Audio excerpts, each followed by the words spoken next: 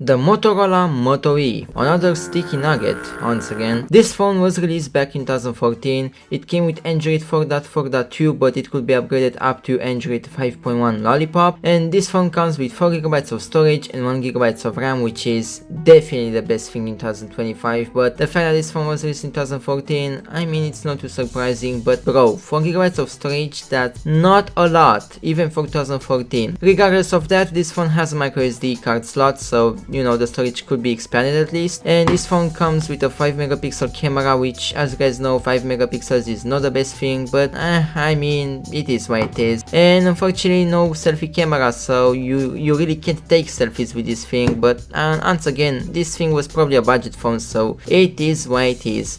But yeah, we do have a headphone jack, so that's great. And here we have the micro USB port for charging, the volume buttons here and the power button here, and you know, that's pretty much the phone. And we do have a 4.3-inch screen, which is an IPS LCD, something like that. An interesting thing about Motorola phones, especially the old ones, is these things here. For some reason I was fascinated by this thing and this thing back when I was a kid. I mean, you know, these phones from Motorola that will have, you know, these things in here, I don't know how to call them. I mean, yeah, this is the EP speaker grill thing, but I don't know what that thing is supposed to be. But regardless, for me it will be really strange seeing these two things. I mean, my idea when I was a kid, it would be like have like two EP speakers, like what is going on with these two things? But anyways, that was something that I thought of as a kid. Now of course I know what's the deal with this stuff, but yeah, let's stop the apping and turn on the phone. Motorola, powered by Android. Of course are powered by Android. Yeah, the phone also vibrated. I guess I'm just gonna leave it here and I'm gonna wait for it to turn on or something. Well, that's an interesting animation. I've never seen that in Motorola phones, but that's quite nice. And there we go, the phone has booted up. Let's unlock it just like that. Also, funny thing is that the operating system on this thing, basically the ROM, literally looks like the Cyanogen mod. I mean, you know, the UI and stuff kinda reminds me of Cyanogen mod, or you know, old custom ROMs in general. You know, that's something to expect from Android 4.4. I mean, I'm assuming this thing has Android 4.4. Also, it's kinda annoying that this thing's brightness is very low. I hope I can actually, yeah, that's much better. It was way low before. But yeah, anyways, now that we're inside the phone, let's explore it. For some reason, the first thing that I really want to check out is the Assist app. I think it's a Motorola built-in app to help you with the phone and stuff, and it does seem like it helps you, I think, with some stuff. But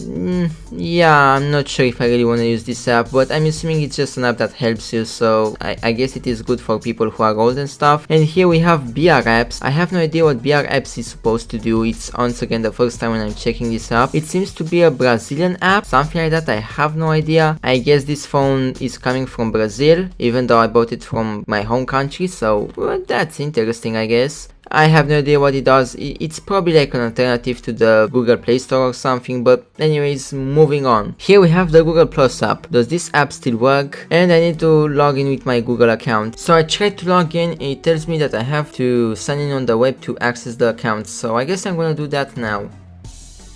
So I tried to log in, you know, with the 2FA thing, and for some reason I'm still stuck here, so I guess we can sign in, unfortunately. So yeah, let's move on to some apps that are not Google related. And besides that, Google Plus is most probably dead. I mean, it is a dead service after all, so it will work anyways, but it would have been interesting if we could at least check the app even though it's dead. But anyways, let's just move on. Also, I just got an interesting notification. Motorola, protect your phone. No thanks, I don't want spyware, and of course I can close that. So the next app that I kinda wanna check is the mobile TV. I've never seen this app before on an Android phone. Improve mobile TV quality. To enhance your mobile TV experience, please plug in the antenna. Can I actually watch TV? Let's find out.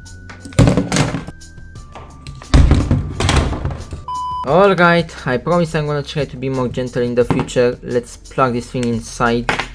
Let's see if this is gonna work. Make mobile TV better. Fine, dox me, yes. 0 channels found. Oh yeah, because the analog signals / terrestrial antennas and stuff are probably dead in 2025 in my home country. So there we go, we can't watch TV for free, so I guess we are gonna move on. Does YouTube still work in 2025 on this phone? Let's see. Yeah, it doesn't work. We need a new version, which of course it's not available for Android 4, so let's move on. Speaking about YouTube, maybe we can actually access it through Google, through the browser, so let's actually try to see if that's actually possible. I'm obviously gonna try with Wikipedia. The site security certificate is not trusted. I don't give a shit. Just let me in. And yeah, it's not working. Let's move on.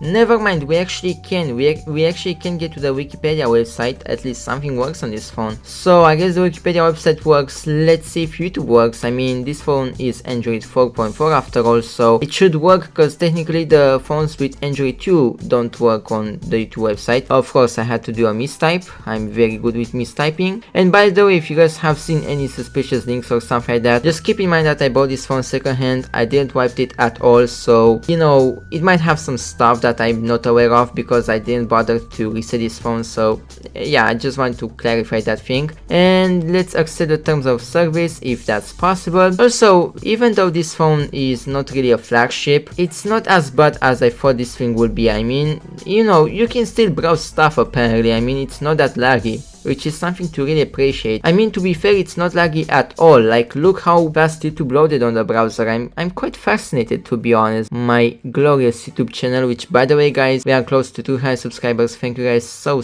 much for subscribing. I really appreciate it. You guys have no idea how much you guys are helping me. I really hope we are gonna get to 1k subscribers by the next year or something. That would be amazing. And here is my glorious YouTube channel. I think I'm gonna try to watch my most recent video, which is the one with the BlackBerry Z30. And yeah, it's a very sticky phone. This one is also very sticky, but that's the second part of the story. And okay, the video seems to load, as you guys can see. Oh, 162 subs, let's go. We got one more subscriber as I'm recording this video. Alright, is the video gonna load? Keep in mind that I'm connected to Wi-Fi, so this should work. Okay, the video works, although it is a bit sketchy. The video is a bit sketchy, you know, I mean, it is a bit laggy when I'm doing stuff on the screen, but there we go, you can actually watch YouTube. Although, okay, for a second that thing looked like hub, but anyways, yeah, we can actually play YouTube videos on this phone. I think we can also skip forward or backwards, or maybe we can't, but hey, at least we can watch videos. So there you go, YouTube actually works, although it works on the browser, not on the app itself. Well, that's with those apps. Now I'm gonna try to sideload Instagram, Facebook, TikTok maybe, and I'm also gonna try Discord, so I'm gonna see you guys in a bit once I sideload those things in.